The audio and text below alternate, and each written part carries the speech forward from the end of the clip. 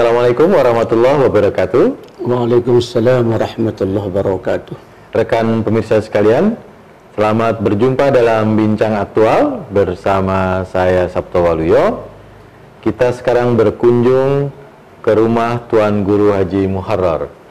Beliau adalah pimpinan Pondok Pesantren Nurul Hakim, ya, di wilayah Kediri, Kabupaten Lombok Barat, ya, di Provinsi Nusa Tenggara Barat. Ini adalah salah satu pondok besar di Provinsi Nusa Tenggara Barat yang didirikan sejak beberapa puluh tahun yang lalu, dan santrinya sangat banyak, alumninya tersebar ya, di seluruh Indonesia, bahkan juga ada yang di luar negeri untuk kuliah atau bekerja. Kita akan berbincang tentang salah satu tema penting, peran santri dalam dunia pendidikan dan juga perjuangan bangsa ini, Pak Tuan Guru. Ya. Karena kemarin kita baru memperingati Hari Santri Nasional. Secara khusus di Lombok Barat atau NTB bagaimana peran santri? Alhamdulillah, kalau Hari Santri kemarin di Kabupaten Lombok Barat itu juga diadakan peringatan dengan menghadirkan tokoh-tokoh pesantren, ya, yang saat itu menjadi tuan rumah adalah bupati, ya, di lapangan Polres Lombok Barat. Ya. Dan tidak cuma sifatnya ritual ya, formalitas, tapi memang pesantren punya peran penting membangun masyarakat NTB ini ya. Jadi kalau berbicara peran pesantren, itu saya ingin kemukakan terlebih dahulu, kalau Nurul Hakim itu awal berdirinya itu tahun 1948. Itu 3 tahun setelah merdeka Indonesia. 3 tahun setelah merdeka, didirikan oleh Almarhumlah Tuan Guru Haji Abdul Karim. Nah, kemudian sistem pendidikan saat itu adalah pengajian halaqah, ya, yang khusus ngaji kitab. Nah, sekalipun demikian, pondok pesantren saat itu menghasilkan tokoh-tokoh yang kemudian berperan di tengah masyarakat. Tidak sedikit kemudian yang menjadi tuan guru setelah kembali ke desa masing-masing. Bahkan ada yang menjadi kepala desa pada tahun setelah kemerdekaan itu. Itu berlangsung sampai tahun 72, baru Nurul Hakim membangun pesantren dengan lembaga pendidikan formal. Berdirilah saat itu Madrasah Sanawiyah, disusul kemudian Madrasah Aliyah, dan kemudian diawali Madrasah Ibtidaiyah. Nah, saat ini Nurul Hakim memiliki lembaga pendidikan sampai pendidikan tinggi. Ada Institut Agama Islam Nurul Hakim saat ini, dan sudah mewisuda beberapa kali.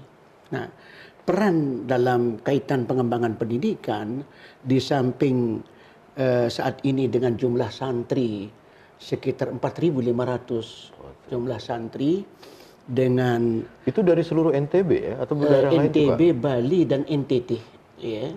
Jadi dari Bali mencakup Karangasem, kemudian Kelungkung, Denpasar, dan juga Negara, Singaraja. Kemudian kalau NTT ya Manggarai, kemudian Kupang, Sumba, yaitu. Nah, untuk wilayah NTB hampir semua kabupaten kota ada. Kalau Lombok Barat, Lombok Tengah itu hampir semua desa ada alumni terwakili. Iya, karena dekat kan.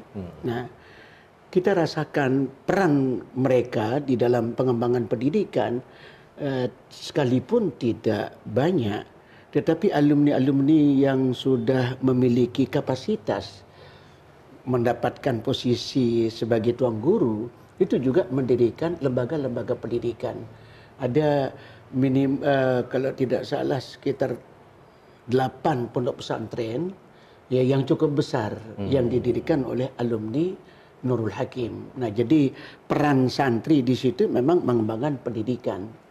Kemudian di samping itu tidak sedikit juga apa yang kita berikan di pondok. Sebab di pondok ada pembelajaran kepada mereka latihan kepemimpinan, ya, melalui organisasi santri yang kemudian mengantarkan mereka memiliki tumbuh di jiwa kepemimpinan, sehingga tidak sedikit kemudian santri menjadi kepala desa. ya, dan kita support untuk bisa terpilih, dan alhamdulillah sebagai sebuah gambaran ini yang di Lombok Barat di Kecamatan Kediri saja itu hampir 5 desa itu kepala desanya adalah alumni Nurul Hakim. Jadi disitulah santri yang kemudian kita lihat ini jadi semacam pengkaderan kepala desa bisa juga. Tidak langsung ya? Tidak. Artinya jiwa kepemimpinan tumbuh di pesantren. Termasuk juga ya para politisi tidak sedikit juga lahir dari kalangan santri. Ya para politisi, ada beberapa yang sudah jadi kepala Kemenag, ya, kantor Menteri Agama, kepala kantor urusan agama, yang semuanya itu tidak bisa dilepas dengan program-program pembangunan masyarakat.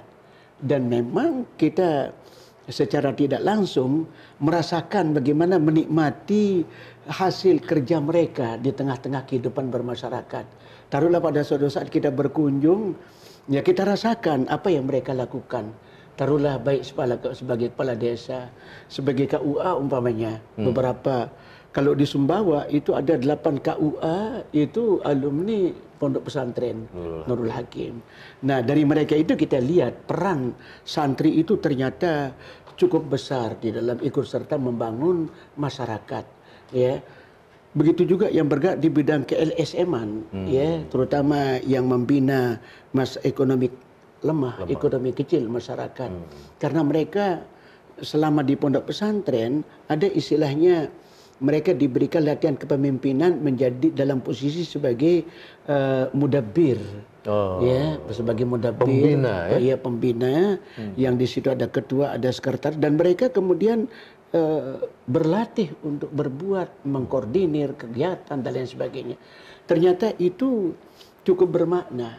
Ya, taruhlah beberapa orang yang kemudian setelah berhasil membina satu lembaga, tidak sedikit kemudian datang ke pondok bercerita kepada kita apa yang mereka sudah perbuat. Itu artinya memberi semangat kepada santri-santri baru. Mereka merasakan betul kalau itu merupakan hasil yang diperoleh juga di pondok. Sekalipun masa pendidikan mereka kalau di pondok ya taruhlah 6 tahun di pondok.